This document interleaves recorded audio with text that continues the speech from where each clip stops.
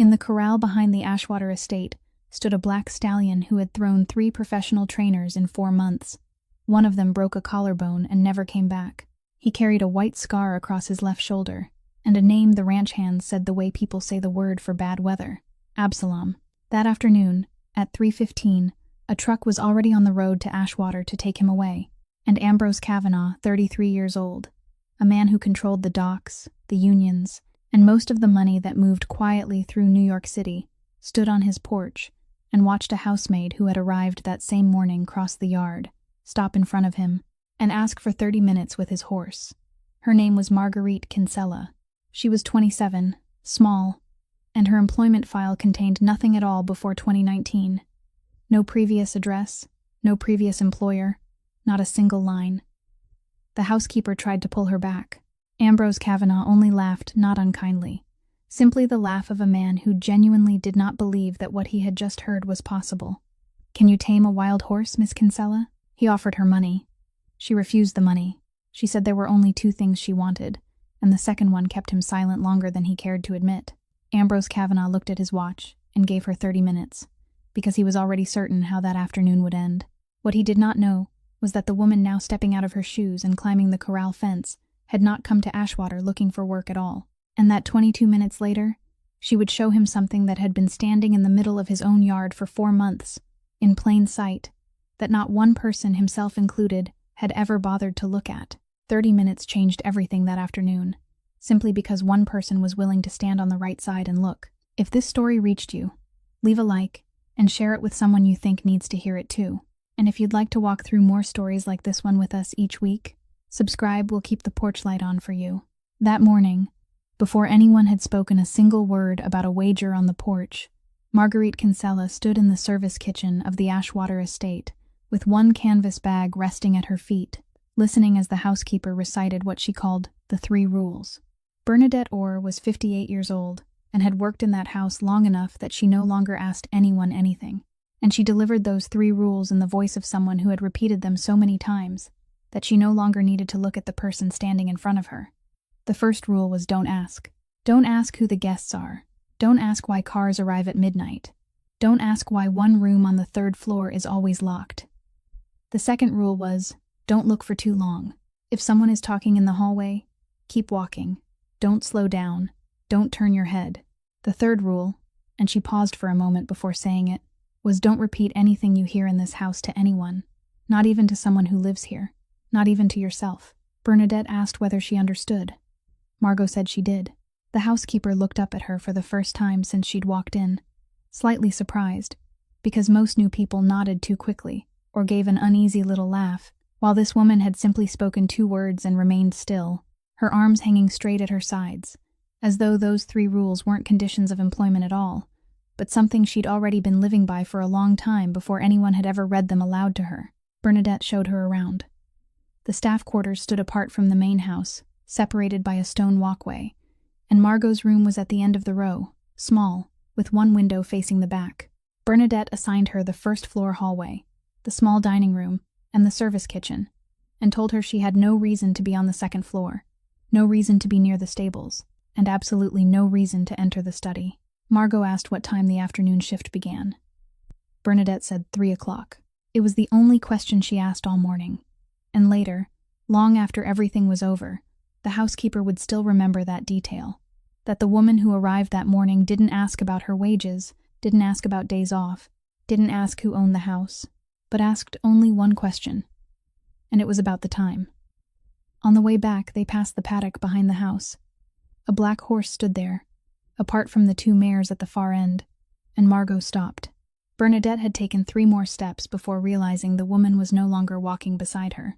Later, she counted it over in her mind and decided it couldn't have been more than 4 seconds. But those 4 seconds were long enough to make her uneasy, because in this house people didn't stop for anything.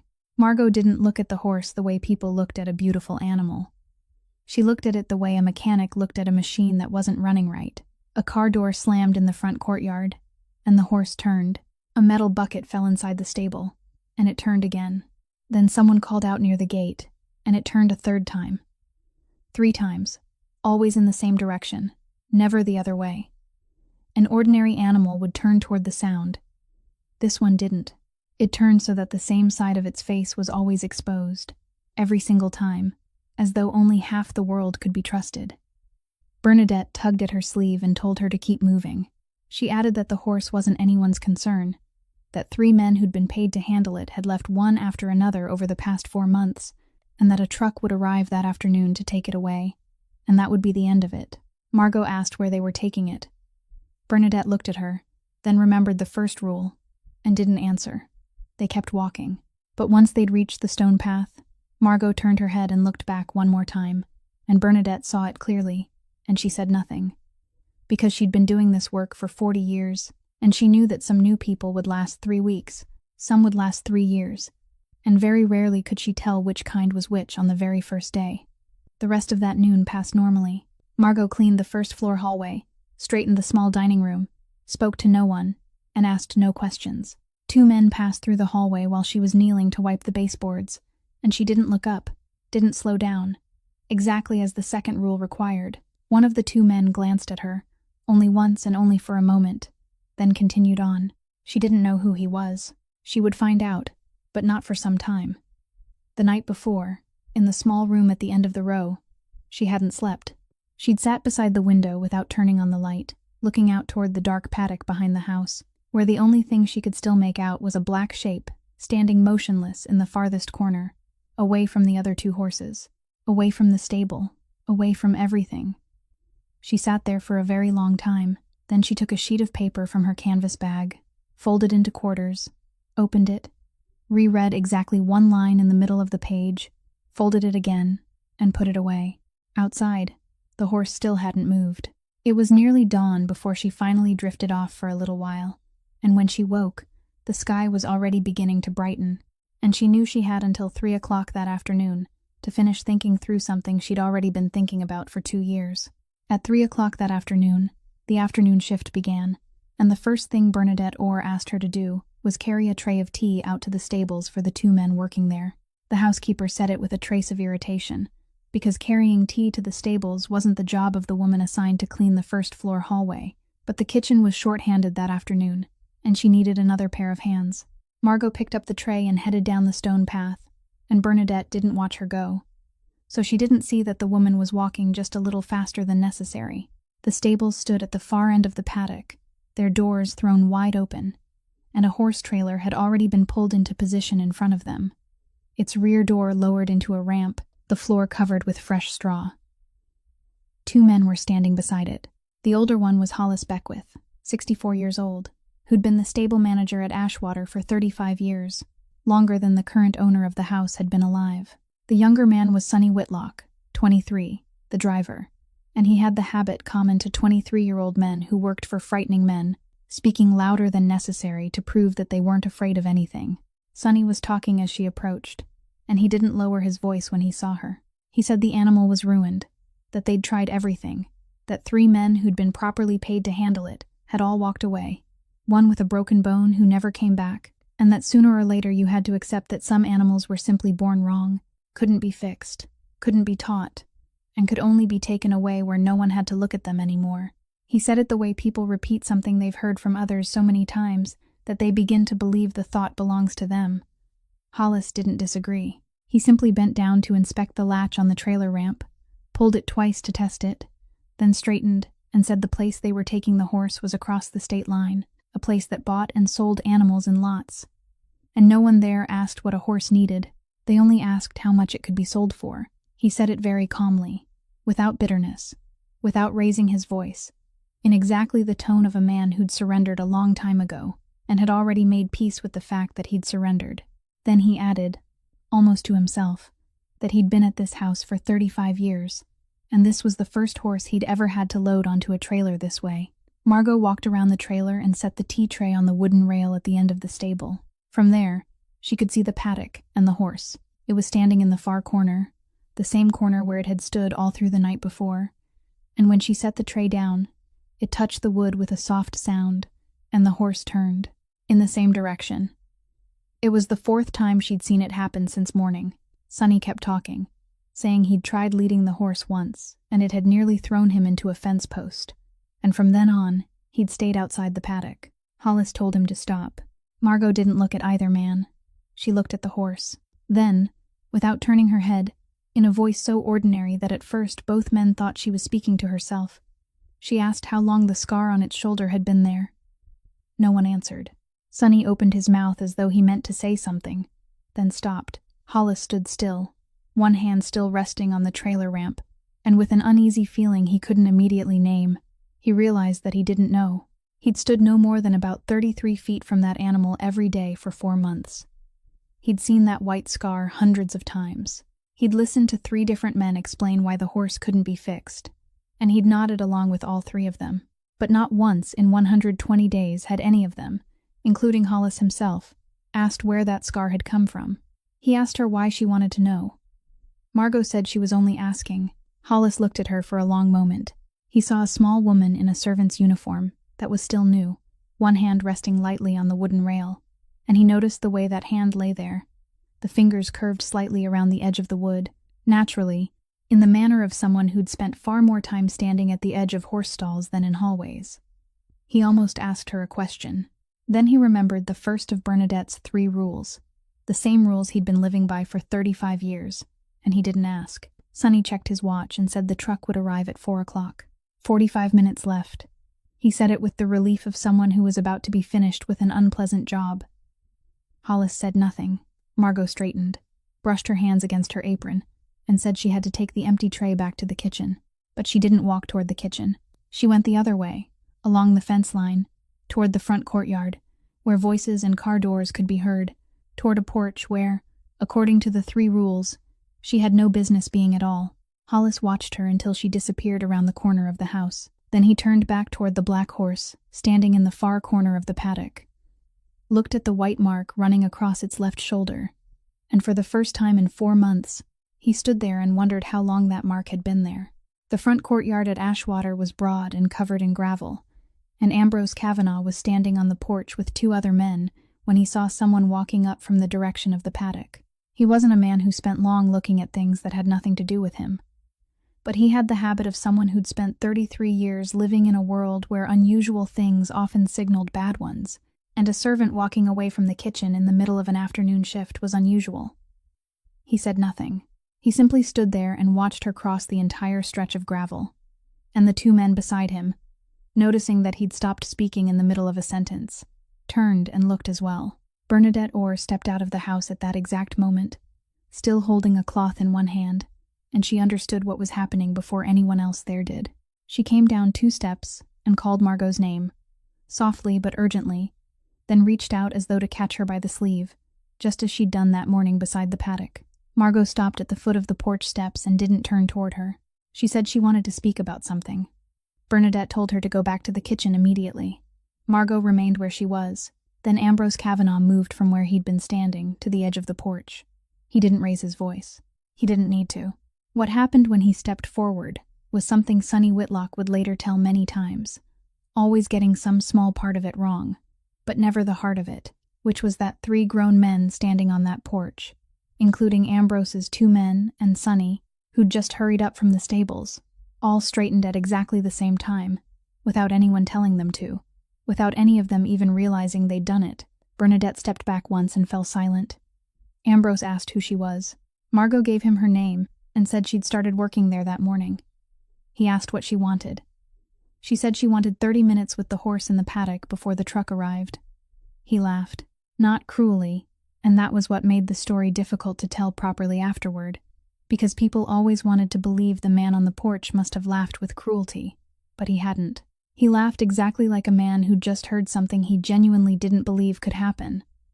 And then he asked her the question Hollis Beckwith would repeat to every new worker for years afterward, whether she could tame a wild horse, Miss Kinsella. Then he did what he'd always done with everyone throughout his life, the thing that had always worked, the thing that hadn't failed him once in 10 years. He offered her money. He said he'd give her $500 to go back to the kitchen and forget the whole thing, and he said it with genuine generosity, because to him, $500 was the quickest and cleanest way to make a troublesome matter disappear. She refused. She didn't think about it, didn't weigh it, didn't have that little silence people usually had when money was mentioned.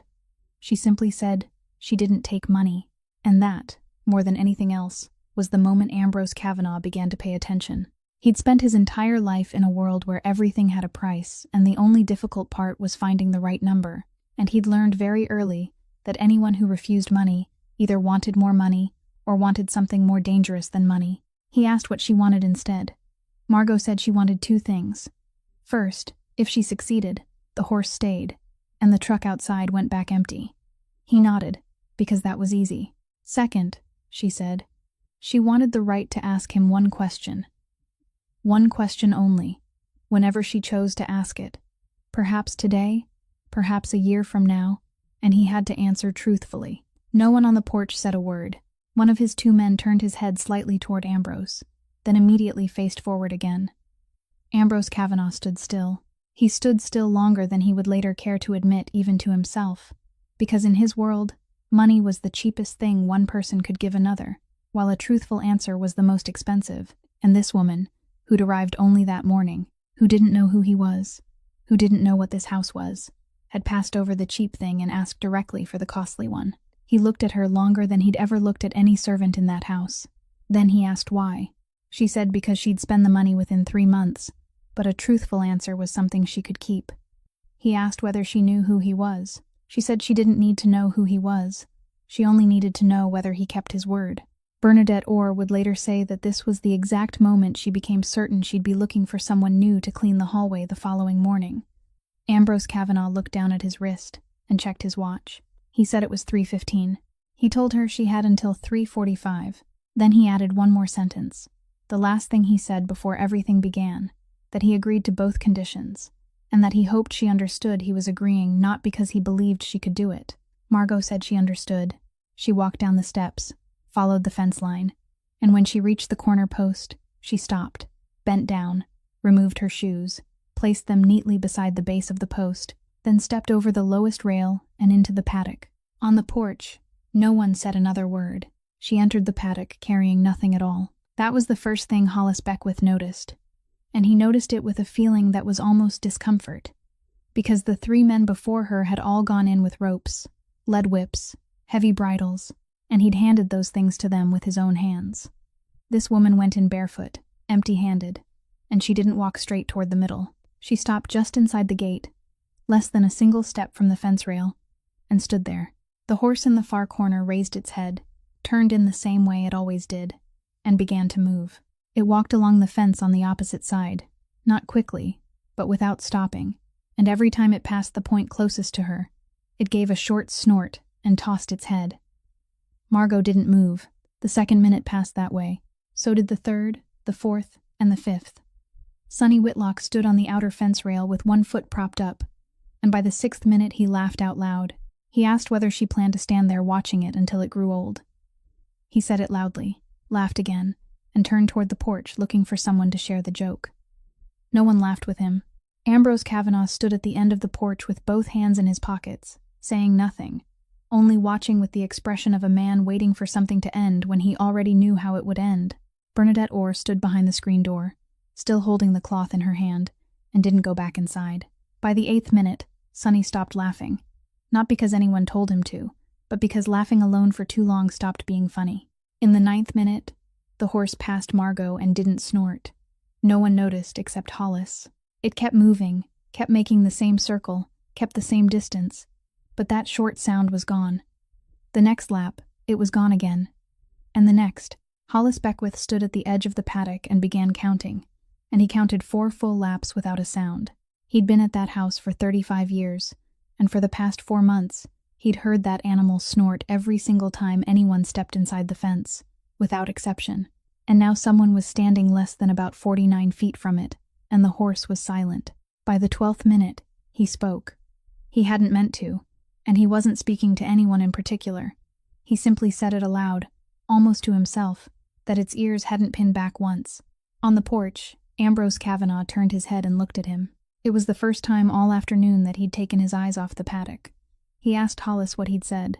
Hollis repeated it, more slowly this time, saying that in 4 months, there hadn't been a single time anyone entered that fence without the horse pinning its ears back, that he'd watched it do it with all 3 men before her, with Hollis himself, even with Sonny on the day the boy had tried to lead it.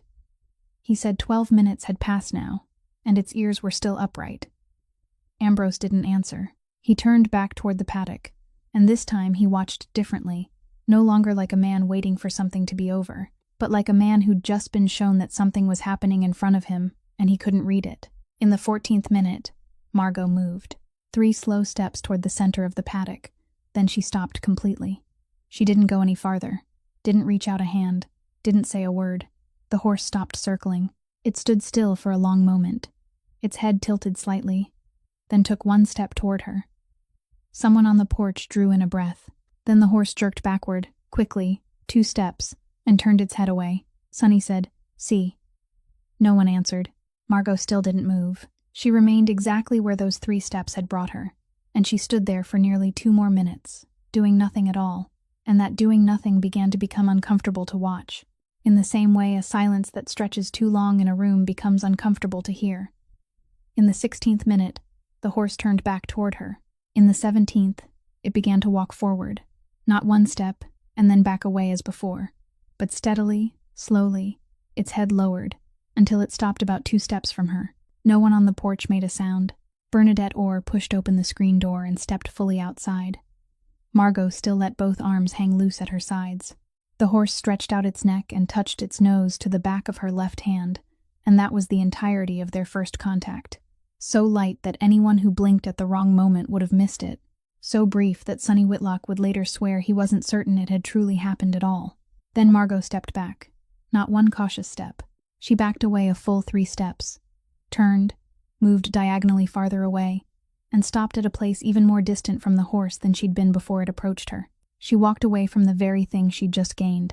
And that, not the touch itself, was the moment Ambrose Kavanaugh lost his certainty for the first time that afternoon.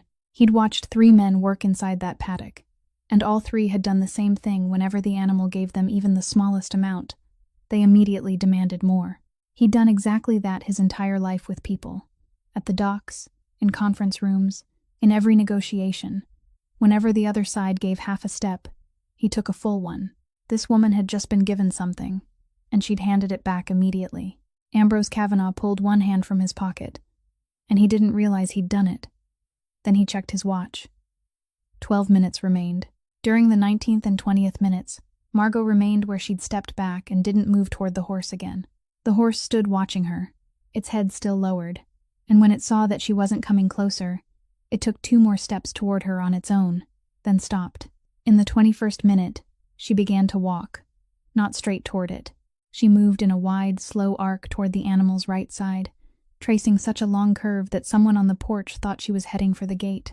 Then she stopped beside its right shoulder, about an arm's length away, and this time, she didn't retreat. The horse didn't move. It allowed her to stand there. It turned its head slightly, but it turned so it could see her more clearly, not so it could avoid her. In the 22nd minute, she turned toward the porch and called out. She called his name. She said, "Mr. Kavanaugh, would you come in here for a moment?" On the porch, 2 of his men immediately stepped half a pace forward, and Bernadette Orr said something so quietly that no one could make it out. Ambrose Kavanaugh stood still for 2 seconds. Then he walked down the steps, followed the fence line, opened the paddock gate with his own hand, and stepped inside. It was the first time in 4 months he'd entered that enclosure, and both Hollis and Sonny knew it, and both men held their breath. Margot told him to stop about 4 steps from the horse. She told him not to say anything, not to look directly into its eyes, and to circle around to its left side, slowly, then from the left, extend one hand. Ambrose did exactly as she said. He moved around to the left, stopped, and held out his right hand, palm up, the way people were always taught to do. The horse flinched violently. It lurched sideways, threw up its head, pinned both ears flat against its skull, and backed away 3 quick steps, and the entire gentle animal that had just stood quietly while a woman remained beside its shoulder vanished in less than a second. Sonny jumped down from the fence rail. Hollis raised one hand and signaled for him to stay where he was. Margot told Ambrose to step back. He did. Then she told him to do it again. Exactly the same way, except this time to circle around to the right. Ambrose Kavanaugh stood there for a moment, and later he would admit that he understood before his feet even began to move, that an answer was waiting for him on the other side of the animal, and he already knew what it was. He walked around to the right, He stopped at the same distance. He extended the same hand, at the same speed, in the same position. The horse stood still. Its ears remained upright. It stretched out its neck, touched its nose to his open palm, and kept it there. No one in the paddock said a word. Then Margot said, in the ordinary voice of someone stating something obvious, that the horse wasn't wild. It couldn't see on the left side. She said the scar on its shoulder was old and had healed long ago, and whatever had damaged its eye had happened in the same place as whatever had caused that scar, and someone should have checked that from the very first day.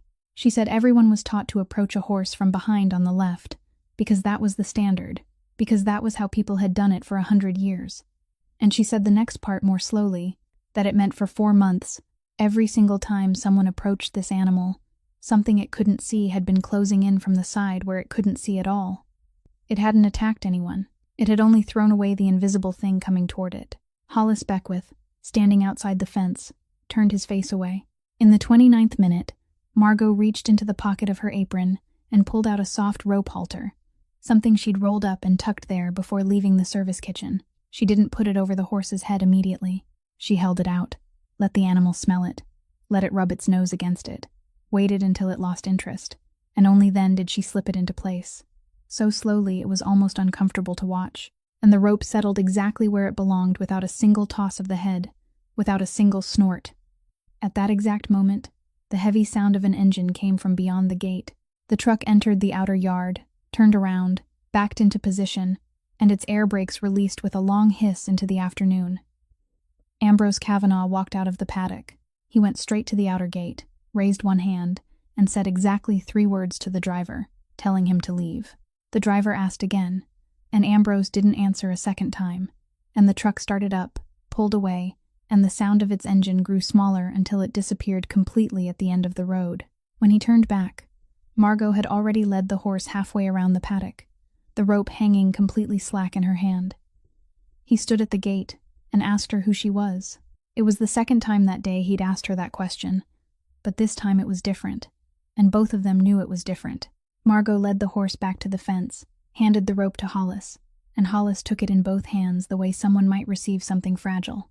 Then she walked to the gate, stepped over the lowest rail, bent down to pick up the shoes she'd left beside the post, and put them on. She straightened and said she was late for her afternoon shift. He said he'd just asked her a question. She said she knew, and then added that he still owed her one truthful answer, and she hadn't used it yet, so she didn't think today was the day for the two of them to start asking each other questions. Then she walked back along the stone path toward the staff quarters, and Ambrose Kavanaugh remained standing at the paddock gate, watching her go, while behind him, a 64-year-old man stood holding a rope and looking at the horse as though he were seeing it for the very first time. The veterinarian arrived at 9 o'clock the following morning, and she came because of a phone call made before 6 o'clock by a 64-year-old man who hadn't called anyone at that hour in 35 years. She worked for about 40 minutes. She shone a light into the horse's eyes, moved her hand toward it from several different directions, dropped a small ball first on one side and then on the other, and recorded whether the animal turned its head. Hollis stood outside the stall door the entire time and didn't ask a single question, because he was afraid of the answer in the way people are afraid of something they already know. When she finished, the veterinarian removed her gloves and told him what she'd found. She said the damage was in the left eye, old, at least 2 years old and possibly older, and that the same injury had left the scar on its shoulder. She said the animal wasn't completely blind. It could still distinguish light from darkness and detect the movement of large shapes, but at close range there was almost nothing on its left side. She said it should have taken only 15 minutes to check. Then she added something she hadn't meant to hurt anyone with, speaking in the ordinary voice of someone doing her profession, that she'd been to Ashwater 4 times in the past 4 months to give vaccinations and examine the horse's legs and feet, and not once had anyone told her there was a horse that couldn't be led. Hollis said he knew. She asked why. Hollis stood silent for a moment, then said because no one had thought it was a veterinarian's problem. After her vehicle left the grounds, Hollis Beckwith went into the stable and stayed there for a very long time. Sonny Whitlock looked in once, saw him standing there, and left without saying anything. The horse stood with its right side facing the doorway, just as it always had, though no one had ever wondered why. Hollis walked slowly around to that side, stopped beside its shoulder, and remained there a while longer. Then he placed his hand on the animal's neck. He didn't pat it, didn't stroke it, didn't say anything at all. He simply left his hand there. And he left it there for a long time, longer than necessary for any practical purpose, and the horse allowed him to do it. 35 years he'd worked with horses. He'd handed ropes to 3 men, and nodded to all 3 when they explained why this animal couldn't be fixed. He'd stood about 33 feet from it every day, for 120 days, and the right question had been asked by a woman who'd arrived that morning, who'd never once held a lead rope belonging to this house, while standing an entire paddock away from it. He took his hand away, went outside, and began cleaning the stable. And he cleaned for the rest of that morning, far more thoroughly than he needed to. In the study on the first floor of the main house, Ambrose Kavanaugh sat with a sheet of paper in front of him. It was Marguerite Kinsella's employment application, sent over by the staffing agency, one typed page. He'd read it 3 times since dawn. The page contained her name, her age, her identification number, her current address, which was this very house, and a section listing her work experience beginning in 2019, 3 positions, all in private homes, all brief. Above that year there was nothing, not very little, nothing. No previous employer, no former address, no school, not a single line that reached any farther back. To anyone else, it would have looked like a thin application.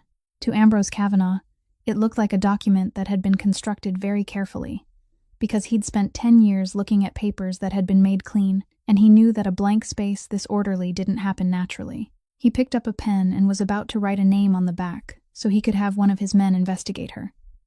He sat that way for a while. Then he put the pen down. He folded the page in half, pulled open the drawer on the right side of his desk, placed it inside, and pushed the drawer shut. The key was right there on the desktop beside his hand. He didn't use it. Later, when everything had gone much farther than anything he could have imagined that morning, he still couldn't explain to himself why he hadn't locked that drawer, and he never told anyone about it. He stood and walked to the window. From there he could see part of the first-floor hallway running along the back of the main house, and there was a woman kneeling there, wiping the baseboards, her sleeves rolled up, a bucket of water beside her. She worked steadily, neither quickly nor slowly. 2 people passed her, and she didn't look up. She finished that section of wall, stood, picked up the bucket, carried it to the next section, and began again. There was nothing in the way she carried herself to suggest that anything had happened the afternoon before. Nothing to suggest that she remembered standing in the gravel courtyard and refusing $500 from the man who was watching her now, or that she was holding a debt from him that he'd never owed anyone in his life. Ambrose Kavanaugh stood at the window for a long time. Then he returned to his desk, sat down, and didn't open the drawer again. 3 days later, Bernadette Orr was summoned to the study and told to bring Miss Kinsella downstairs. She brought her down, stopped at the doorway as she always did, and Ambrose Kavanaugh didn't tell her to leave, so she stayed, and because of that, she heard everything. He didn't waste time. He said he wanted Margot to take over management of the stables. He said Hollis Beckwith was 64 years old and had agreed with the idea that in fact Hollis himself had been the one to suggest it. He said the salary would be 5 times what she was earning now, that she'd have a private room in the upper quarters, and that she'd never have to clean another yard of hallway again. When he finished, he sat back and waited with the expression of a man accustomed to answers being little more than a formality. Margot said she thanked him, and she'd like to keep her old job. Ambrose asked her to repeat herself. She did. He sat straighter in his chair and asked whether she understood what he'd just said, 5 times the pay, and she said she understood. He asked what she wanted. Then, she said she wanted to ask for only one thing, permission to go to the stables at 5 o'clock every morning before her shift, and she'd return in time to begin her regular work, and no one would ever have to cover for her. He asked what she intended to do there at 5 o'clock in the morning. She said the horse needed to be exercised every day, and it needed to be done when no one else was in the yard. He asked why she wouldn't take 5 times the salary and spend the whole day doing exactly that. Margot was quiet for a moment, then said she'd grown used to housekeeping work, and she was good at it. He looked at her. It wasn't an answer, and both of them knew it. After she'd gone, Ambrose Kavanaugh remained sitting there, and he said aloud, almost to himself, that he couldn't understand her. Bernadette Orr was still standing at the door. She'd been doing this work for 40 years, had watched more servants than she could count enter and leave great houses, and she said, in the voice she used for things she knew with certainty, that people didn't accept positions when they needed to disappear, "Sir." Ambrose turned his head and looked at her. She added that a position came with a contract. New tax records, a name on the household paperwork, an address attached to things that arrived in the mail, and that there were people who spent their entire lives hoping their names would never appear on any piece of paper at all. Then she said she'd excuse herself. And she left. And she said nothing more, because she too had to live by the same 3 rules she recited to everyone else. That Sunday at 9 o'clock at night, in the small room at the end of the staff quarters, Margot sat on the edge of her bed with her phone propped against a cup. It rang twice before the screen lit up, and on the other end was the kitchen of a house in Louisville, where a 6-year-old girl was sitting so close to the phone that half the screen was filled by one cheek. The child didn't say hello. The first thing she did was open her mouth as wide as she could, lean close to the camera, and point at the empty space along her lower row of teeth. She said the tooth had fallen out on Thursday while she was eating an apple, and she hadn't cried even a little. Aunt Junie could prove it. Then she ran off to get the tooth, which she'd kept in a small plastic box, and held it in front of the camera so long that the image went completely blurry, and Margot had to tell her to move back a little so Mommy could see. The girl moved back, then leaned close again, then laughed. She laughed through almost the entire call. She talked about school, talked about someone who'd lost a shoe in the yard, talked about Aunt Junie making bread and letting her knead the dough, and she held up both hands as if there might still be flour stuck to them from the week before. Nell Tate, 6 years old, talked without stopping for 10 straight minutes, and Margot said only 4 things during those 10 minutes, and all 4 were questions asking her to tell more. After the farm in Kentucky was gone, Margot had taken her daughter to live with Aunt Junie, Warren's sister, in Louisville. There, Nell had a room of her own with a window, a backyard large enough to run in, and a school only 4 blocks away that she could walk to. Margot, meanwhile, went far away to work in large houses that paid well and provided lodging, so she could gather everything she needed to gather. That was how Aunt Junie explained it to the neighbors, and it was also how Margot explained it to herself on nights when sleep was difficult, and both versions were true, only neither was complete. Near the end of the call, Nell asked whether her mother was cold, because Aunt Junie said it was colder up there than it was down here. Margot said it wasn't too cold. The little girl nodded with great seriousness, then turned and called for Aunt Junie to come say hello. As she turned away, the camera tilted slightly downward and swept across the refrigerator door behind her. Several drawings were held there with magnets, along with a school schedule and a calendar. One date on the calendar had been circled in blue ink, circled again and again, until the line had become thick and deeply pressed into the paper. March 14th, Nell turned back, leaned close to the phone, said she loved her mother, and then the screen went dark. Margot remained sitting on the edge of the bed for a long time in the unlit room. Then she reached into the nightstand drawer, took out the sheet of paper, folded into quarters, opened it, reread exactly 1 line in the middle of the page, folded it again, put it away, and went to sleep, because she had to wake at 4:30 in the morning. By the 2nd week, the horse knew. Margot reached the fence at 5 o'clock, while the sky was still dark, and it would already be standing in the corner nearest the gate, no longer in the far corner where it used to wait, its right side turned outward so it could see her coming from the moment she was still an entire stone path away. She never called to it. She simply opened the latch, stepped inside, and it came to her on its own. They walked around the paddock for about 40 minutes every morning, some days with a lead rope, some days without one, and at 6 o'clock she returned to the staff quarters, changed her clothes, and began her shift on time exactly as the housekeeper had instructed. It happened every day, and it happened often enough that eventually no one talked about it anymore, the way other people's habits stop attracting attention after about 10 days. Only one person continued to notice. Ambrose Kavanaugh was a man who never woke before 9 o'clock, because most of his work happened at night, and he'd lived by those hours for 10 years. But beginning in the 2nd week, a window on the 2nd floor began glowing with light at 4:45. He stood there without pulling the curtain fully open, a cup of coffee in his hand, and watched the paddock below. He did that for 4 mornings in a row, told no one, and wouldn't even admit to himself that he was setting an alarm just to do it. On the 5th morning, he came downstairs. He didn't enter the enclosure. He stood outside, leaning against the corner post, the same place where her shoes had been set down that afternoon. Margot saw him and didn't stop. She simply kept walking her circle, and he said nothing for nearly 20 minutes. The silence wasn't uncomfortable. Then he asked where she'd learned to do this.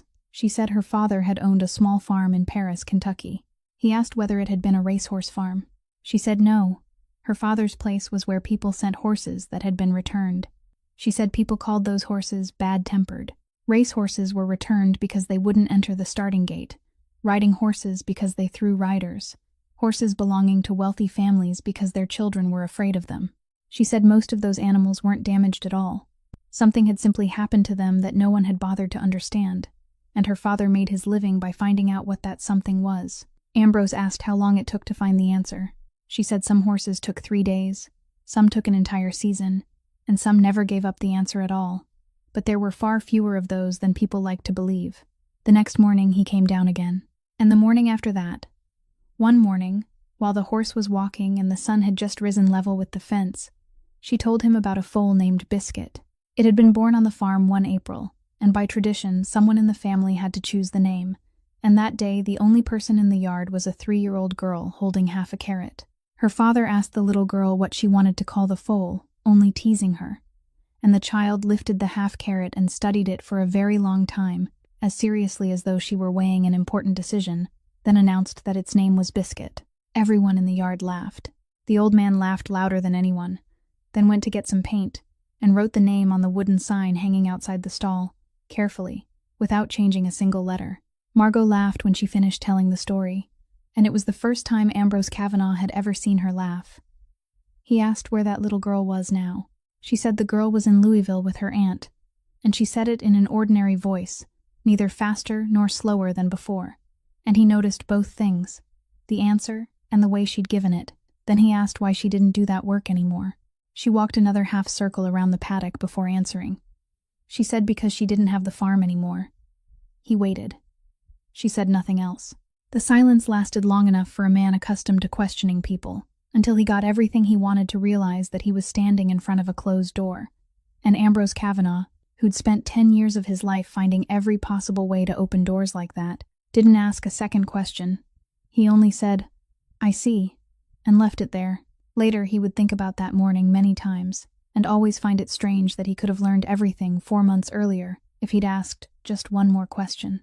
On Sunday evening, in the room at the end of the staff quarters, Nell told her mother that Aunt Junie had already told her about the big black horse. Margot said it wasn't hers. It belonged to someone else. The little girl nodded, then sat quietly for a while. The kind of silence children fall into when they're genuinely thinking, instead of merely waiting for their turn to speak. Then she asked whether the horse could see her mother. Margot didn't answer right away. She sat on the edge of the bed with the phone propped against the cup. And the child waited, and still Margot didn't answer. She remembered the 3 men who'd been paid to take care of that animal. Remembered a stable manager who'd spent 35 years in the profession. Remembered a veterinarian who'd been to that house 4 times. Remembered all the adults who'd stood around that fence for 4 months, without any of them asking the question that had just been asked by a 6-year-old child 800 miles away. Then she said yes, it could see her. Nell said that was good, and moved on to another story. The man came on a Tuesday afternoon, not at 5 o'clock in the morning, but close to 4 in the afternoon, while Margot was brushing the horse at the front of the stable. She'd seen him several times inside the house, always with 1 or 2 other men, always on the first floor, always quiet. This was the first time he'd come out to the stables. He came alone, empty-handed, in no hurry, and stopped just outside the fence where the afternoon sunlight fell at an angle. And he stood there watching her work for about a minute before he said anything. Desmond Fitch was 47 years old, his shirt cuffs buttoned closed, and he had the manner of speaking of someone who'd learned long ago that the less a man said, the more carefully other people had to listen. He said he'd heard about what happened that afternoon. He said he'd heard it from 3 different people, and each of them told it differently, but every one of them stopped at the same part, the moment when she'd told the boss to walk around to the horse's right side. He said that had been very skillful. He didn't say it like praise. He said it the way someone might read a line from a ledger. Then he added that 35 years of experience inside that stable hadn't seen what she'd seen, while a woman who'd arrived that very morning had seen it in 22 minutes. And he let those words remain between them for a while. Margot said she'd only been lucky enough to look at the right moment. Fitch nodded. Then he asked what part of the country she was from. She said she'd come up from the south. He asked where in the south. She said Tennessee. He nodded again, more slowly this time. And then he said the way she held the grooming brush and the way she angled her shoulder while working along the horse's side looked exactly like the way people handled horses at the breeding farms around Lexington and Paris, Kentucky, and he said he knew because his former father-in-law had owned a place there, and Fitch had gone back and forth to it for years. He asked whether she'd ever worked in that area. She said never. Fitch didn't ask again. He didn't look doubtful, didn't narrow his eyes, didn't do any of the things a person caught in a lie hopes the other person will do, so they can know how to adjust. He only smiled, a brief and polite smile, nodded as though he'd just received the answer he needed, wished her a good afternoon, and turned away. He walked slowly along the fence toward the main house, his hands still out of his pockets, and he didn't look back once. Margot remained exactly where she was. Her left hand was still resting on the horse's neck, and she realized she couldn't make herself lift it away. She left it there until the man's figure disappeared completely around the corner of the house, and even then she stood there a little longer. The animal turned its head and looked at her with its right eye. She said something to it very softly, something no one heard, then finished brushing the rest of its back, and her hand trembled slightly the entire time. By the time darkness settled in, Sonny Whitlock wandered out to the stable. He came in the manner of someone trying very hard to look casual, stopped in the doorway, said a few things about the weather, then asked directly. He said he wanted to learn. Margot asked what he wanted to learn. He said he wanted to learn what she'd done that day. He said he was 23 years old and had been driving for the household for nearly 2 years, and he was tired of doing nothing but sitting in a car, waiting for other people to finish whatever they were doing so he could drive them home. Then he added, a little too quickly, that he'd laughed at her that day, and he was sorry for it. Margot accepted the apology with a nod and never mentioned it again. She said she'd teach him, but she had one rule, and if he couldn't accept that rule, he shouldn't come back out there. Sonny asked what the rule was. She answered by asking him a question. She asked whether he wanted people to praise him for taming the horse, or whether he only wanted the horse to trust him. Sonny started to say both. She told him those two things didn't go together. She said people who wanted praise were always in a hurry, because praise only had value when someone was there to watch, and people who watched wouldn't stay for long. But someone who only wanted the animal to trust him could do anything, even stand still for 8 minutes doing absolutely nothing, even walk away the moment he'd finally been allowed to touch it, because no one needed to see. She told him he had to choose one, and he had to choose honestly, because the animal would know which one he'd chosen before he knew it himself. Sonny stood silent for quite a long time. Then he said he chose the second one. Margot told him to be there at 4:30 the next morning, and not to bring anything with him. The rain began at dusk, and by midnight it was coming down hard. Margot woke close to 1 o'clock in the morning, not because of the rain, but because of another sound buried inside it, the sound of iron hooves striking gravel. No horse at Ashwater was ever allowed onto the gravel. She sat upright, pulled back the curtain, and saw that the paddock behind the house was empty. She ran outside barefoot, without even stopping to put on a coat. The wet gravel cut into the soles of her feet. The rain lashed sideways across her face, and she ran the length of the stone path, rounded the end of the main house, and reached the driveway. The horse was standing at the far end of it, just before the line of trees began, about 30 paces from the outer gate. It wasn't running.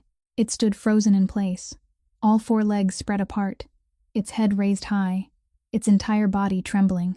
To its left was a wall of darkness beneath the trees, and every time the wind moved the branches, it startled and turned its head toward that darkness, then turned away again, because on that side it couldn't see anything, and in the middle of a stormy night, even the half of the world it usually trusted didn't have much left in it. Margot didn't run toward it. She stopped about 10 paces away, slowed herself, and circled around to its right side in a wide arc across the soaked grass until she was fully within its field of vision. Then she called its name. She didn't call loudly. She used exactly the same voice she used at 5 o'clock in the morning when no one else was in the yard. The animal turned its head. It saw her. Its whole body was still trembling, but its head lowered slightly, and she kept talking, still standing where she was, not moving any closer, until the horse came toward her on its own. It took 3 steps and stopped, then came on again, and when it finally reached her, she lifted one hand and placed it against its neck, and the two of them stood like that in the rain for a long while before she let it back.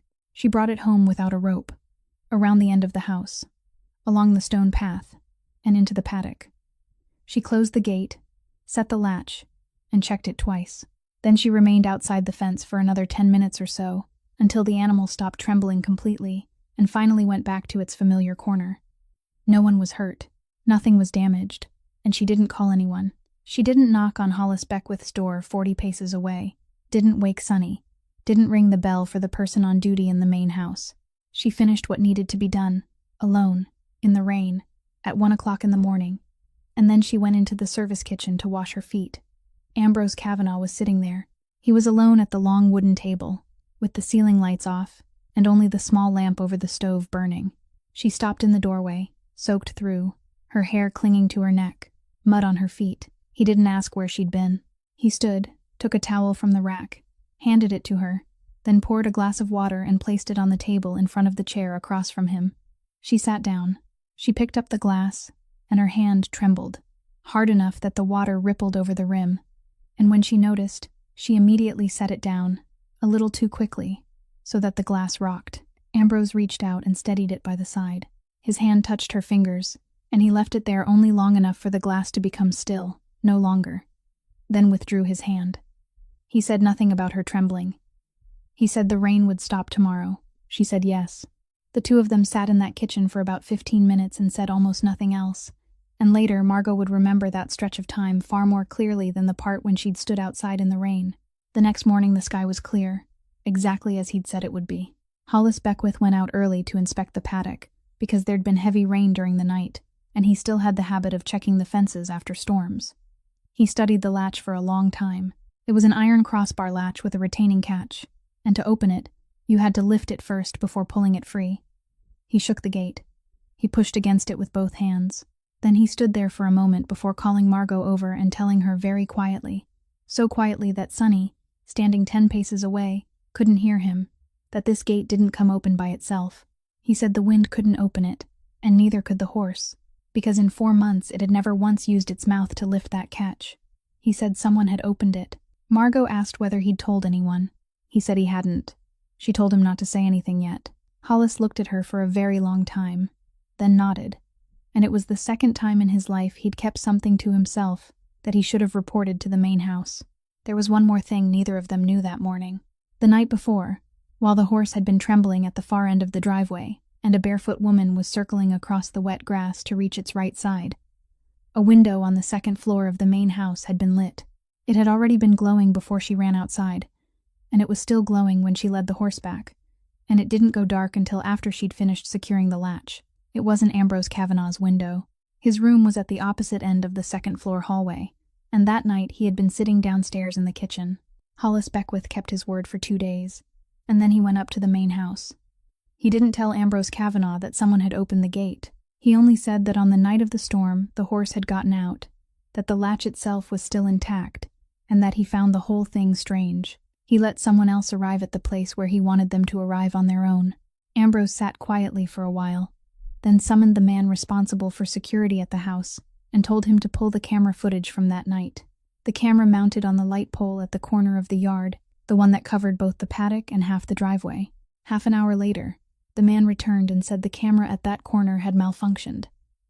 Ambrose asked when it had stopped working. The man said the system logs showed that it lost its signal at 11:40 that night and came back online at 3 o'clock in the morning. Ambrose asked about the other 4 cameras. The man said all 4 had operated normally throughout the night. Ambrose Kavanaugh said nothing more and dismissed him. Then he remained alone in the study for a long time. He'd spent 10 years living in a world where nothing ever failed at exactly the right moment, and he knew very well that a camera that went dead for 3 hours and 20 minutes and then repaired itself wasn't broken. What kept him sitting there so long wasn't the fact that someone had opened the gate. That much was already clear. What kept him there was the next question, one he'd never once had to ask about his own house in 10 years. Who inside this house wanted that horse gone, and why would someone capable of reaching into Ashwater's camera system care enough about an animal in a paddock to do it? He couldn't find any answer that made sense, so he put the question away, the same way he'd put the employment file into the drawer, and he told no one. That same week, an envelope arrived at Ashwater addressed to Miss Marguerite Kinsella, postmarked Louisville. Bernadette Orr carried it down to the staff quarters and placed it directly into her hands. Inside was a drawing on a single sheet of school paper. Nell had drawn it with crayons. In the middle of the page was a black horse, taking up almost the entire sheet, with 4 legs like pillars and a mane standing straight up, and across its left shoulder was a white mark she'd colored over again and again with great care. Beside the horse stood 3 people. The first was the smallest, with blonde hair, standing close to the horse's belly. The second was taller, with brown hair tied back, holding the smaller person's hand. And the third stood on the other side of the horse, the tallest of the 3, with hair colored black and both arms hanging at his sides. No names were written anywhere. Nell was only 6 years old, and she could write her own name and her mother's, but she had written nothing at all. Margot sat on the edge of the bed with the drawing in her hands for a long time. She'd told her daughter about the horse. She'd never told her about anyone else in this house. She turned the paper over to see whether there was writing on the back. There wasn't. Then she stood, opened the nightstand drawer, and started to put the drawing beside the sheet of paper folded into quarters that she always kept there. But she stopped halfway. She didn't put it in the same place. She placed it in another drawer, because that sheet folded into quarters wasn't a letter. It was a copy of the final page of a mortgage loan agreement signed in Bourbon County, Kentucky, 2 years earlier, and the name of the borrower was Warren Tate. Warren had mortgaged her father's farm to pay off another debt, then mortgaged it a second time to pay the first, and by the time Margot learned what he'd done, everything had gone too far to save. 3 months later, Warren died in a car accident on Interstate 64, and the only name left on the paperwork was hers. They took the land, the barns, the horses. The last one she had to lead onto their trailer with her own hands. And Margot Tate, 25 years old at the time, did something no one in her husband's family could understand. Instead of looking for a job, she started looking for where the money had come from. It took her 2 years. The lender named in the agreement was a fully licensed finance company in New Jersey, and that company belonged to a parent corporation in Delaware, and that corporation belonged to a holding company in New York. And at the 3rd layer, the shell ended. At the 3rd layer, there was a registration document with a signature on the final line. The signature belonged to Ambrose Kavanaugh. She'd spent more time looking at that signature than at any human face for 2 years. She'd changed to her mother's surname, worked in 3 different houses so she could build clean references, waited 11 months for an opening to appear at Ashwater, and applied for the lowest position in the entire house, not because she wasn't capable of doing more, but because the woman who cleaned the hallways was the only person who had a legitimate reason to remain inside that house for 12 hours a day, without anyone asking why. She hadn't accidentally noticed the horse on that first morning. She'd been passing that fence on her way somewhere else. And every morning at 5 o'clock after that, every time she stood beside the fence and listened to that man ask where she'd learned to work with horses, had been one thing only moments ago. And now, it was something entirely different. By the middle of January, Margot had almost enough. She had a copy of the final page of the contract. She'd traced all 3 layers of shell companies. She had the names of 4 other families in 3 different counties who'd lost their land in exactly the same way. And during the 4 months she'd lived at Ashwater, she'd recorded things that 2 years of circling from the outside had never allowed her to reach. Who came to this house, what time they arrived, and who handed papers to whom. She had the name of a man and an address in Albany, a man who worked in a state office and had told her over the phone 2 years earlier that if she ever got anything specific, she should send it to him. She had all of those things inside an envelope at the bottom of a drawer, and she didn't send it. 3 times in 2 weeks, she carried that envelope out to the mailbox at the end of Ashwater's Road. The first time, she stood there for 8 minutes and brought it back. The second time, she carried it all the way to the mailbox, lifted the lid, and couldn't let go. The third time, she never got out of the car. She hated herself for that. Hated herself the way people hate an ache they've caused with their own hands. She'd spent 2 years getting here. She'd changed her name, left her profession, let her daughter spend a year growing up in another city while she cleaned hallways for strangers. And every one of those things had been done for one reason alone. And now there was a man who stood beside the corner fence post every morning at 5 o'clock and asked her questions like someone who genuinely wanted to know the answers. And there had been one evening in the service kitchen when her hand trembled and he'd steadied the glass for her, then never mentioned it again. She told herself that he couldn't possibly have been pretending for 4 months just for the sake of a hallway cleaner. Then she told herself that a man who could build a house like this could pretend for 4 months without difficulty. She moved back and forth between those two thoughts for 2 weeks and got nowhere. And the envelope remained at the bottom of the drawer. On the morning of January 19th, before the sky had begun to brighten, Hollis Beckwith was already standing inside the stable when she came out. He wasn't leading the horse. He stood at the front of the stable beneath the hanging lamp, and he had a sheet of paper in his hand. He said he needed her to read it. Margot asked what it was. He told her to read it first, then tell him whether he should keep working there anymore. He held the paper out, and he didn't take his eyes off her face for a single second while she read. It was the horse's transfer document, the farm copy, the kind of record every head stable manager was required to keep. The date on it was from May of the previous year, 8 months earlier. Under origin, it listed a facility in Rhinebeck, about a 45-minute drive from Ashwater. Under type of transfer, it wasn't listed as a sale. It stated that the animal had been included among assets repossessed under a secured agreement, and the repossessing party was a licensed finance company in New Jersey. Margot knew that company's name. She'd looked at that name more often than she'd looked at any human face for 2 years. At the bottom of the page, where the representative for the repossessing party had signed acknowledgement, there was a signature. She knew that signature too. She read the page again from the beginning, more slowly this time. The former owner in Rhinebeck was a woman, whose name appeared in the section identifying the person surrendering the animal. She'd owned a small horse operation. She'd borrowed money. She'd lost everything.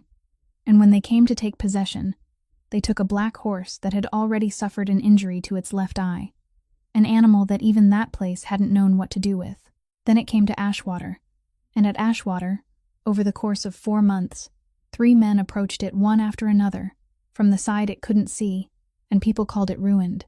Margot stood inside the stable, with the paper in her hand, and understood, within the space of a few seconds, that the animal standing 3 steps away from her, and she herself, the 2 of them, had come to this house by the same road, through the same company, beneath the same signature, separated only by 8 months.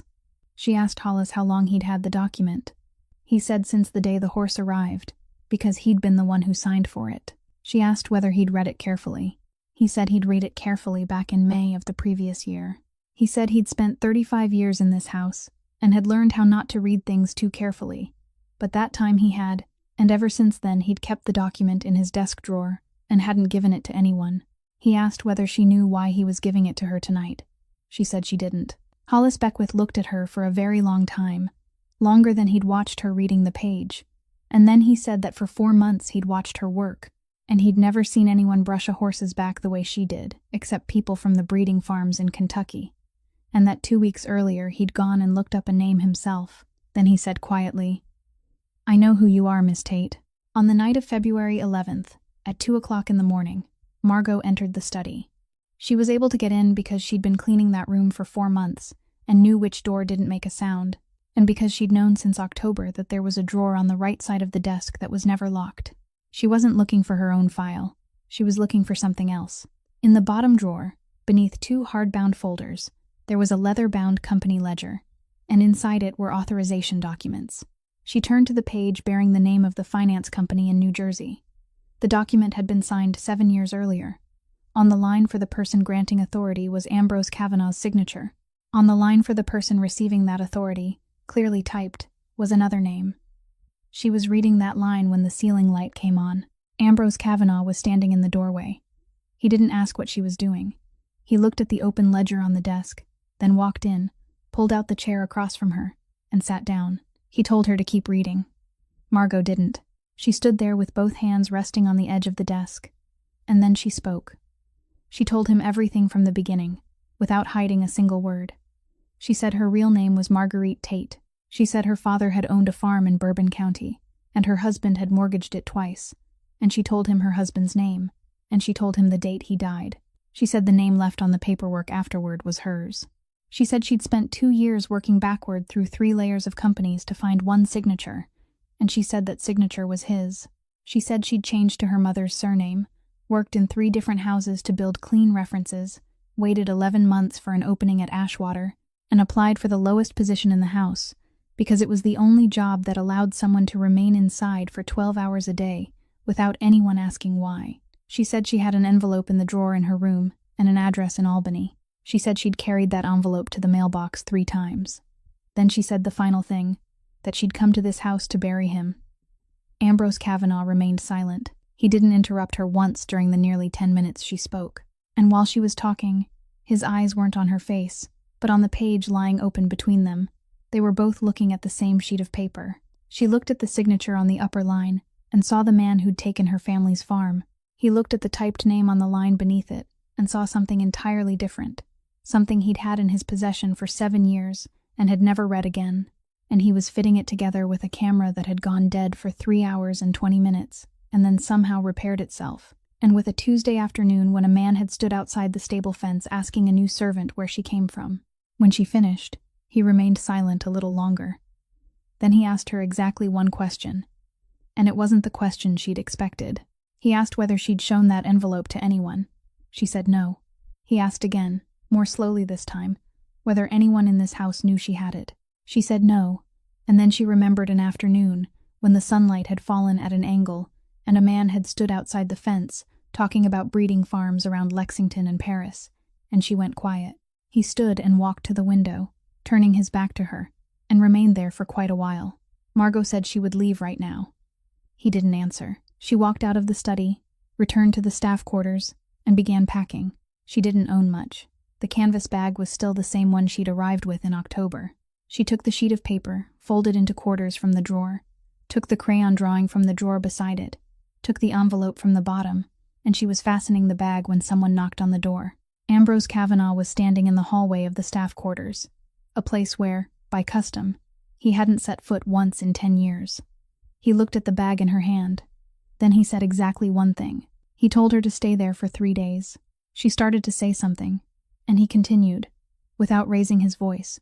Not because I'm keeping you here, but because if you walk out through that gate tonight carrying what you have in that bag, you won't make it to Louisville. Margot stood still. He didn't explain another word, didn't say who, didn't say why, didn't say what the 3 days were for. He only said 3 days, then turned and walked the length of the hallway. She remained alone in the small room, with the bag already fastened shut. And she didn't know, and for many days afterward she still wouldn't know, whether what he'd just said had been a threat of confinement or a promise of protection, because inside that house the two sounded exactly the same when spoken aloud. She set the bag down beside the bed. Then she reached for the small calendar she'd taped inside the cabinet door, and she counted. From that night until March 14th, there were 31 days left. She stayed for 3 days. She worked normally through all 3 of them, cleaning the first floor hallway, tending the small dining room, going out to the stable at 5 o'clock in the morning, and no one in the house knew what had happened at 2 o'clock on the morning of February 11th, except the 2 people who'd been there. On the 3rd day, late in the afternoon, Bernadette Orr came down and told her she was wanted in the study. The housekeeper said nothing more, and this time she didn't remain at the doorway as she usually did. She walked straight away. Ambrose Kavanaugh was standing, not sitting. The leather-bound ledger lay open on the desk, and beside it were 3 other files Margot had never seen before. He pointed to the chair across from him and said, "Give me 30 minutes, Miss Tate." Those were his exact words, and both of them immediately recognized where those words had been spoken before, and by whom. Except this time, the person outside the fence and the person inside it had traded places. Margot sat down. He pushed the ledger toward her and told her to read the page she'd read that night again, but this time to read the entire page. She did. On the line for the person granting authority was his signature, dated September 10th, 7 years earlier. On the line for the person receiving authority, typed, clearly, was Desmond Fitch. The document granted full authority to act on behalf of the financial entities within the group of companies, including authority to execute agreements, repossess secured assets, and sign on behalf of the grantor using an authorized signature. He pointed to those final 3 words. Then he opened the first file and placed 2 sheets of paper, side by side in front of her. One was a copy of the final page of Warren Tate's contract. The other was a document he'd had pulled that morning. She looked at the 2 signatures. They were almost identical. He told her to look at the loop in the final letter. She did. On his document, the stroke closed completely. On the other, it remained open and extended slightly. He said he'd signed his name that way since he was 18 years old. He said the other man had spent years practicing his signature and had become very good at it, but no one could ever preserve another person's final stroke perfectly. Margot asked whether he'd known. He said no. Then he continued, making no attempt to soften the words, that he'd signed that authorization once 7 years ago, and had never read it again. He said he'd forbidden that kind of lending to ordinary people from the first day he'd taken control, and he'd forbidden it verbally, in a conference room, in front of everyone, and he'd believed that saying it once had settled the matter. He said he wasn't innocent. He said the money had belonged to his organization, the company had operated under a license obtained by his people, and for 7 years he hadn't opened that ledger once to see what the man he'd authorized had been signing in his name. Then he said the thing Margot would remember longer than anything else from that afternoon, that for 7 years he'd lived beside something standing right inside his own house, and had never once crossed to the other side to look at it. She asked what he intended to do now. He said he intended to expose Desmond Fitch in front of every man at the top, and then he said he couldn't do it. He said 1 authorization document and 2 nearly identical signatures were enough for him to believe, but they weren't enough to convince 20 men who'd worked under Fitch for 15 years. He said he needed the money trail, the names of the families, the dates, the chain of companies from the outside all the way in. He said he'd spent the past 3 days having people investigate and had found nothing, and then he told her why. He said everything in the organization passed through Fitch's hands. The people who searched the records had been brought in by Fitch. The accountants belonged to Fitch. The attorneys for the corporate entities had been chosen by Fitch. He said he was the head of that house, and he didn't have a single channel leading outside that didn't pass through the very man he needed to investigate. Then he sat down in the chair across from her.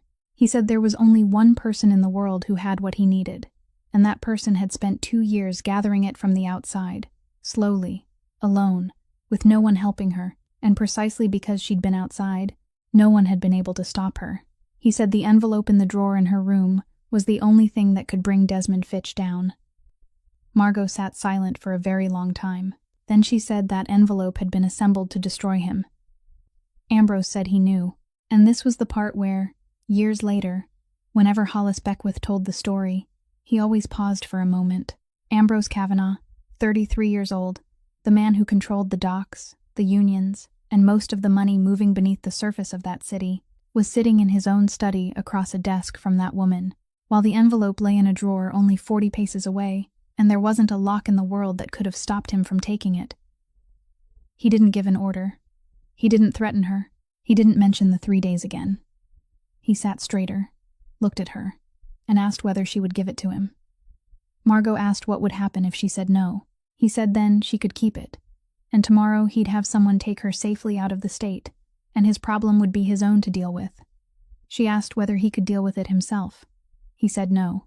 The meeting took place on the afternoon of Saturday, February 22nd, in the first-floor study at Ashwater. There were 19 men in the room, including every man who headed one of the major divisions, some of whom had worked for the Kavanaugh family since Ambrose's father's time. Desmond Fitch arrived exactly on time, his shirt cuffs buttoned closed, and sat in the same chair he'd occupied for 15 years, the first chair on the right. Ambrose Kavanaugh didn't sit at the head of the table. He stood, and in front of him on the table was a stack of files. He didn't begin with an accusation. He didn't say anyone's name. He picked up the first document and read it slowly and clearly. A mortgage loan agreement signed in Bourbon County, Kentucky. The borrower, a man who was now dead. The collateral, a small farm. He put it down. He picked up the second document, another agreement, another county, the same form, the same lender. Then the third, then the fourth. By the fifth, no one in the room was moving anymore. He read all 9 documents straight through, and he didn't explain anything between them because there was no need. Then, he placed on the table the license belonging to the finance company in New Jersey, a license obtained by people from this very organization, and he repeated the exact words he'd spoken 7 years earlier, in front of nearly every man now sitting in that room, that this house didn't make those kinds of loans to ordinary people. Fitch said the loans were legal, properly licensed, approved by the courts, and there was nothing wrong with them. Ambrose said that was true, and he said no one in the room was questioning whether they were legal.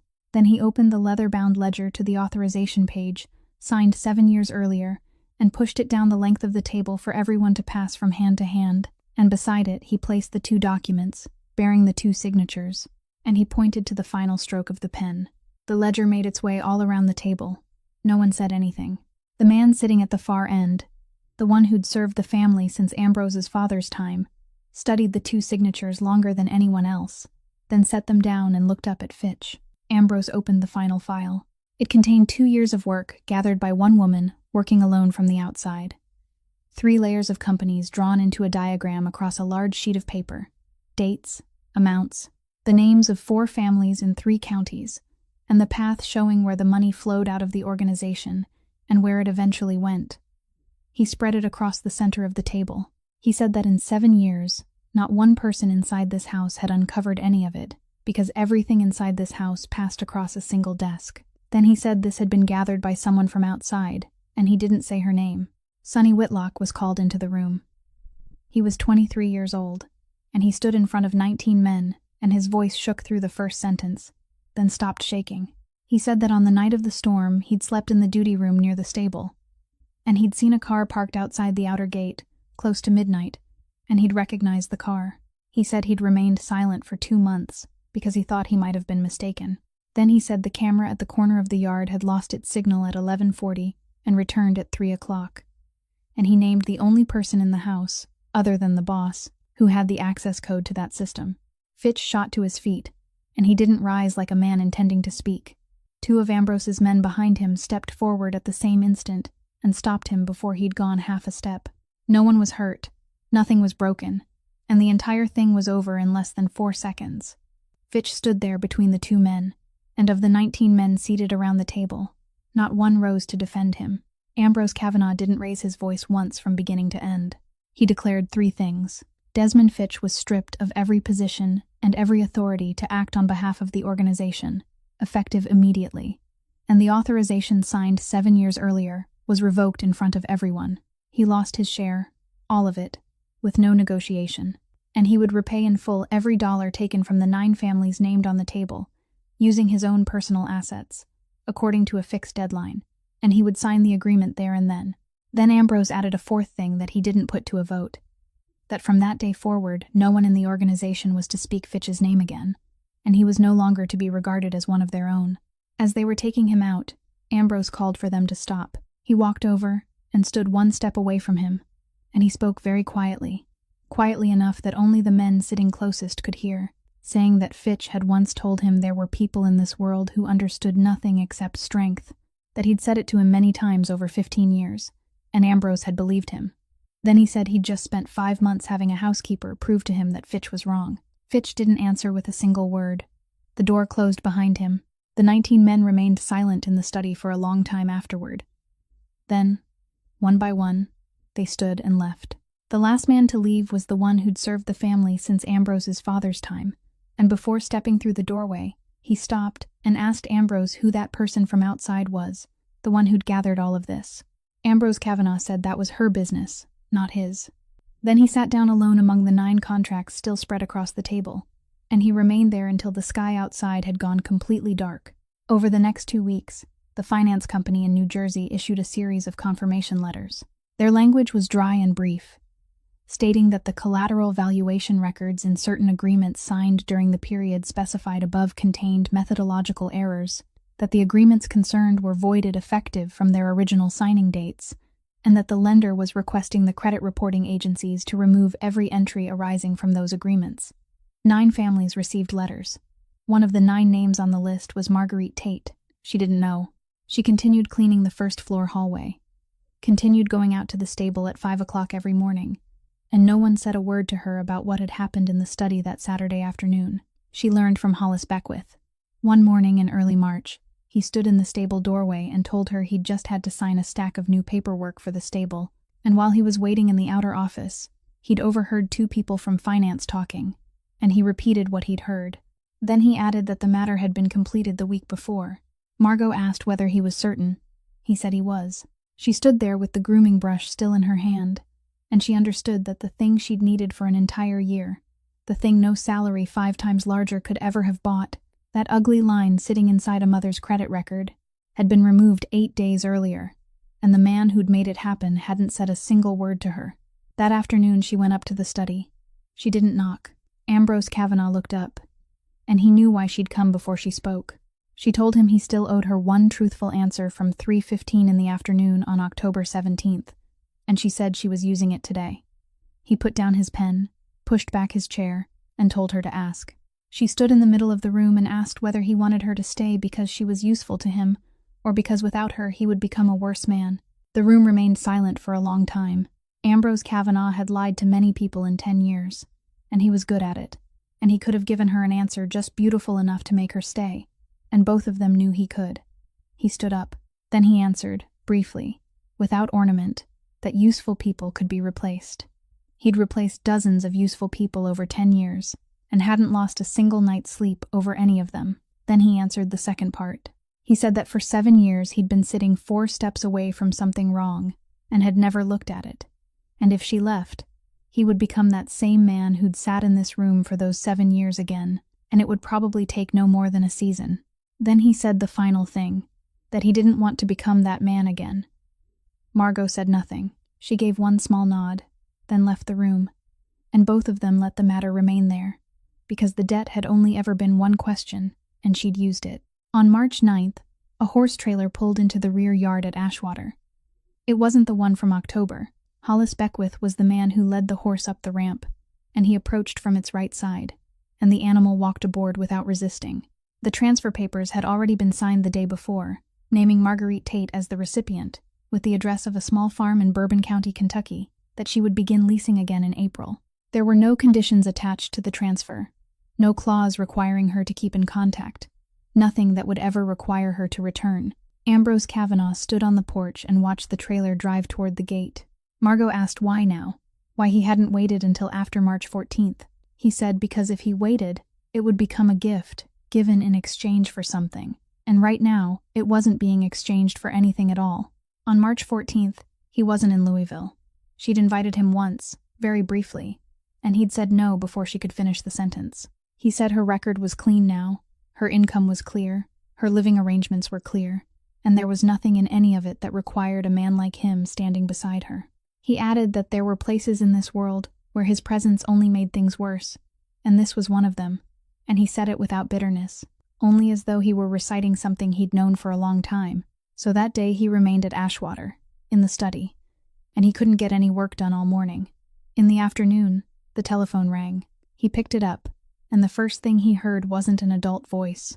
It was a 6-year-old child shouting into the receiver, shouting a single word so loudly that he had to pull the phone away from his ear, and behind her came the laughter of another woman in the kitchen, and the scrape of a chair across a tile floor. Then the little girl began talking without stopping long enough to breathe, saying she was going to have her own room, that Aunt Junie said she would come visit in the summer, asking whether the black horse was real, whether it was as big as it looked in the drawing, and saying she'd already packed all her toys the day before. Then there was the sound of the phone changing hands. Ambrose said her name. No one answered.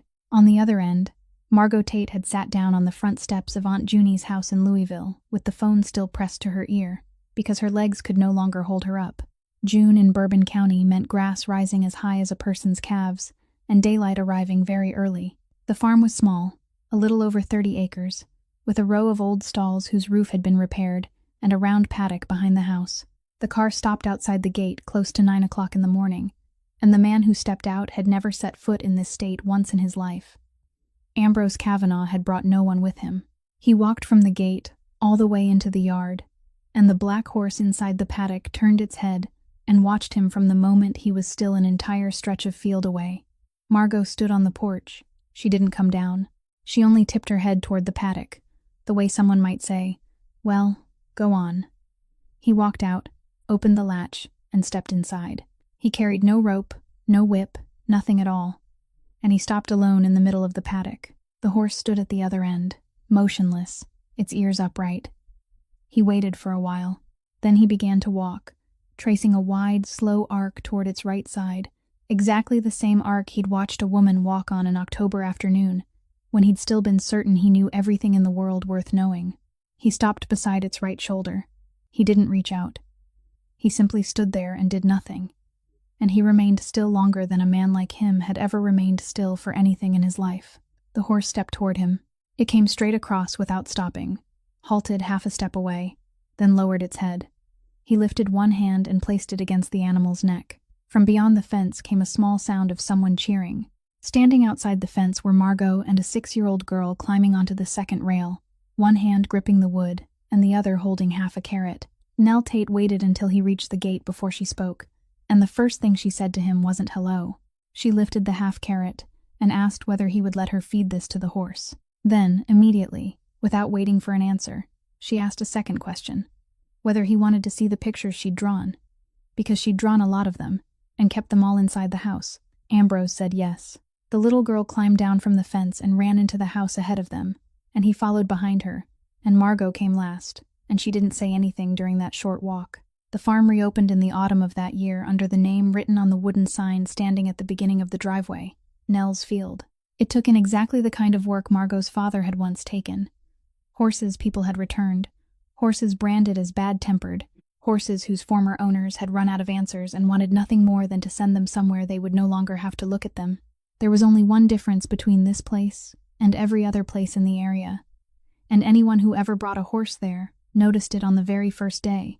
At other places, the first question people asked about a new horse was how to make it obey. At Nell's Field, the first question was what it could see. Sonny Whitlock quit driving the following spring, moved down to Kentucky, and became the stable manager there, and he remains there to this day. There are things in this world that were never broken at all. They're only standing on a side no one has been willing to cross over to see. Thank you for staying with us all the way to the final lines of today's story. If this story touched you, please leave a like, share it with someone you think may need to hear it too, and subscribe to our channel so that every day there will be another new story waiting for you. We would truly love to know how you feel about the story of Margot and Ambrose, and what part of it stayed with you the longest. So please leave a comment and tell us in your own words, from the deepest and most honest place in your heart, because we read every single line you write. We wish you and the people you love abundant health, a joyful life, peace, and serenity every day. Goodbye for now, and we'll see you again in the next video.